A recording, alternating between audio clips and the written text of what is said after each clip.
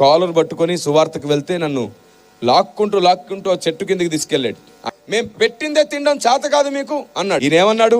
ప్రేమతో పెడితే తినడం ఇదేదో బాగుందే, ఏం పెడతారో పెట్టు పెద్ద అయినా అని అడిగా.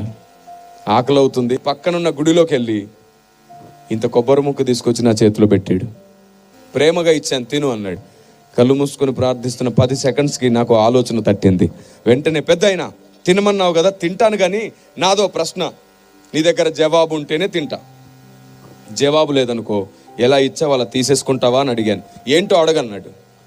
మీ మతంలో అయ్యప్ప మాల, భవానీ మాల, శివమాల అని వేసుకుంటారు కదా, వారిని మీ గుడికో మీ ఇంటికో తీసుకెళ్ళి ప్రేమగా నాటుకోడి పులుసు పెడితే తింటారా అని అడిగా.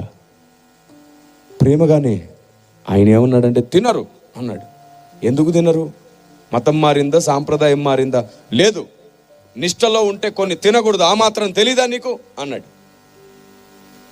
నిష్టలో ఉన్నవారు తినకూడనివి కొన్ని ఉంటాయి, మరి తింటే ఏమవుతుంది? దీక్ష పాడైపోతుంది. పెడితే పెట్టిన వాడికి వాడి పిల్లలకు శాపం వస్తుంది అని అన్నాడు. అప్పుడు నేను అడిగాను, 21 రోజు 41 రోజు దీక్షలో ఉన్న వాడికే పెట్టకూడదు అన్నారు, వాళ్ళు తినకూడదు అన్నారు. 21 రోజు 41 రోజుకే పెడితే శాపం వచ్చేస్తుందని అంటున్నారే, మరి క్రైస్తవుడు బాప్తిసం తీసుకొని జీవితకాలం దీక్షలో బతుకుతున్నాడు, నిష్టలో బతుకుతున్నాడు. క్రైస్తవుడు కూడా 2